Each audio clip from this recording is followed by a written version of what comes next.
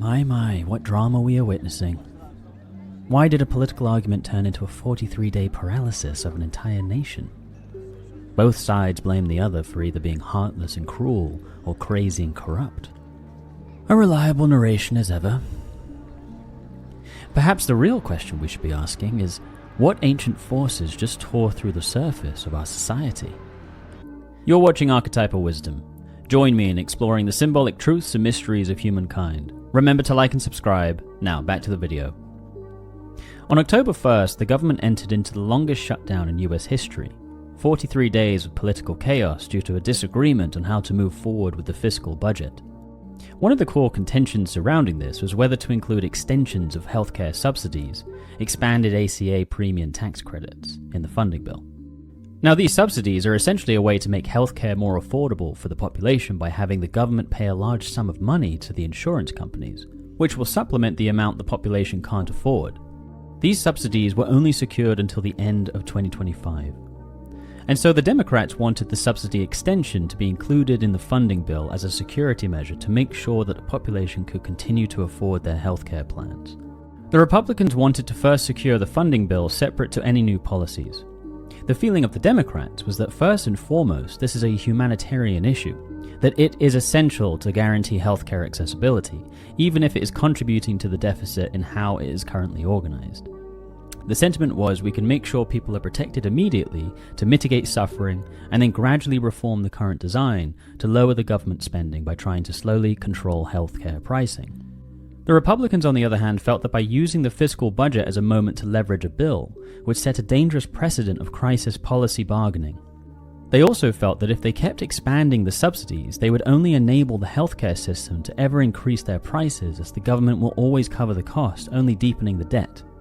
The collective engaged in this disagreement with intensity. One side feeling that the Republicans are heartless, cruel, and are trying to cut costs at the expense of everyday people.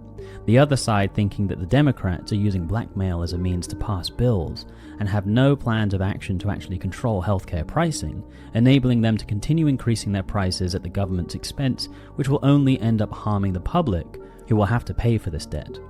There were other disagreements too, but the subsidy fight became the emotional epicenter. One side cries out saying the other lacks compassion, one side responds saying the other lacks sense. Yep, seems like a perfect storm. Yet there is something strangely familiar about this. Well, that's because there are forces at play in this drama that have recurred throughout human history. These clashing forces are archetypal in nature. These are the forces of Logos and Eros. These are ancient Greek terms and emerged as part of philosophical thought, which were later integrated into depth psychology. Logos can be understood as the rational structure underlying reality. It's the ordering principle, the reason why things work the way they do. This force can be seen symbolized in the archetype of the sage or the architect. For example, in ancient Greek mythology, Athena, the goddess of strategy, wisdom, law, and reason, is imbued with Logos. A more modern example is Sherlock Holmes, who is known for his pure deduction, clarity, and logic. Logos is a powerful and important force, but like all archetypal forces, it has both positive and negative poles. If this force isn't integrated properly, it can become rigid, cold, calculated, prioritizing order and rules over relational understanding and compassion. Ah, I see. So you're suggesting that the shadow side of Logos is the villain behind this cultural drama? Well, perhaps, in part, but it seems the situation is more complicated because Eros is a part of this dance. Eros was a mythic figure of primordial love, desire, and a binding force. It is the force which drives creation, relationship, harmony, and is the glue of the cosmos, complementing the structure of Logos. This force can be seen in archetypes such as the lover and the healer. For example, in ancient Greek mythology, Aphrodite, the goddess of union, attraction, harmony, carried the force of Eros. A more modern example is Samwise Gamgee from Lord of the Rings, Frodo's right-hand hobbit, who demonstrates loyalty, care, and relational heroism. Just like the Logos, Eros is also a very powerful and important force, but also has a positive and negative manifestation. When Eros isn't properly integrated, it becomes chaotic and overwhelming.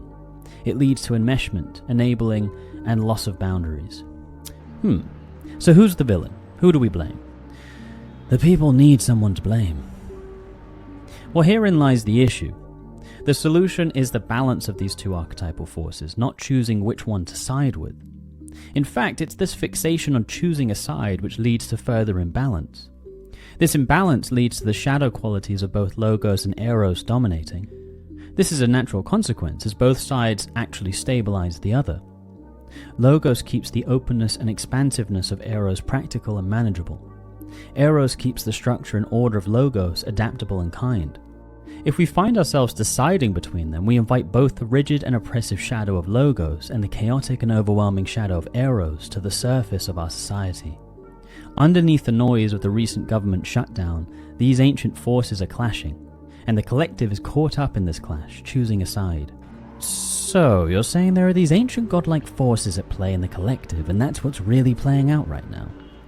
In a sense, yes, but let's ground this for a moment in the mind of one person.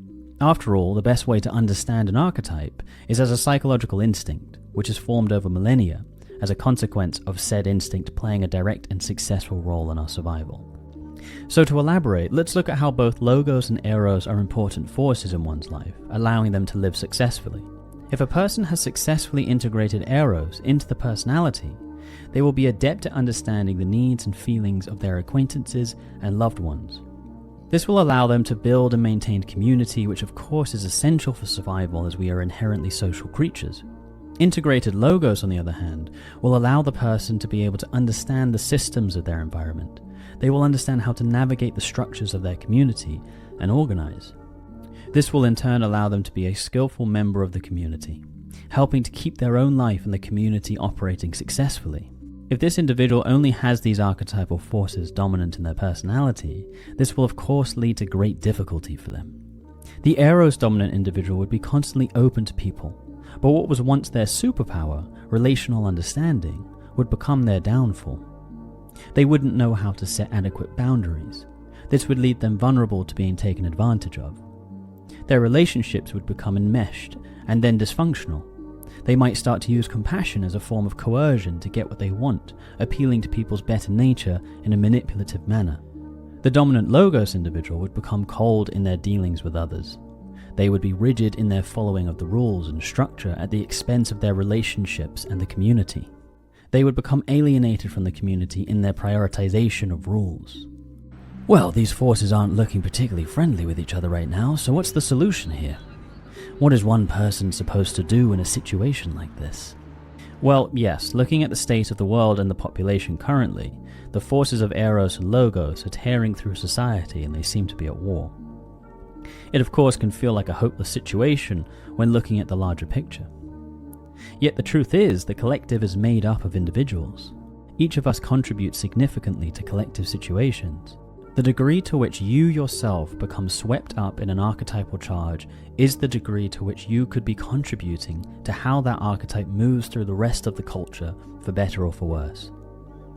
The response of one person can lead to a chain reaction which moves the needle of an entire society. Well, this brings us to the archetype of the self. This archetype symbolizes the totality of the psyche, both conscious and unconscious in its totality. It is the archetype of wholeness. Integrating the self means learning to hold the tension of opposites. Well, moving beyond the jargon, which is always fun to throw around, how exactly is someone supposed to hold the tension of opposites? Let's bring it down to something simple. Maybe you notice you're someone who naturally leans towards Eros. You feel everything. You care deeply, maybe a little too deeply. And you're starting to realize that people have been taking advantage of that compassion. Instead of repressing your Eros, instead of toughening up or shutting down, you introduce a dose of Logos. You ask yourself, where can my compassion have a boundary? Where can my care become a little more structured? You're not killing the openness, you're giving it a spine. You're inviting the Logos you've buried in the unconscious to meet your Eros in the light of day. Or maybe you're the opposite. Perhaps you're someone guided by Logos, organized, disciplined, and logical. You know how things should be done, but lately people have been pulling away. You're realizing your orderliness has turned a bit sharp, a bit cold. In that case, you don't throw away your structure, you introduce a touch of Eros. You ask yourself, where can my logic be a little more humane? Where can my order make room for connection? You're not abandoning discipline, you're softening it just enough that people can breathe around you. In both cases, you're inviting the opposite force, the one you've kept buried, back into the conscious personality. And when these forces meet, they stabilize each other. They stop competing and they start cooperating. This is what it means to integrate the self. This is holding the tension of opposites. Not choosing one, not repressing the other, but letting them speak to each other through you. And here's the part that people often miss.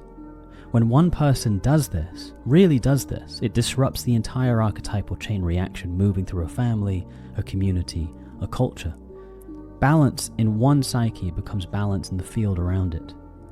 You become a bridge, a place where the collective can find its center again. One person integrating opposites is never just one person. It's a point of coherence in a world that's tearing itself apart. Who would have thought?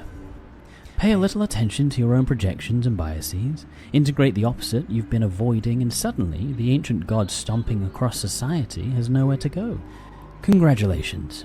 You might accidentally be the hero. You've been watching Archetypal Wisdom. Remember to like and subscribe. Stay wise.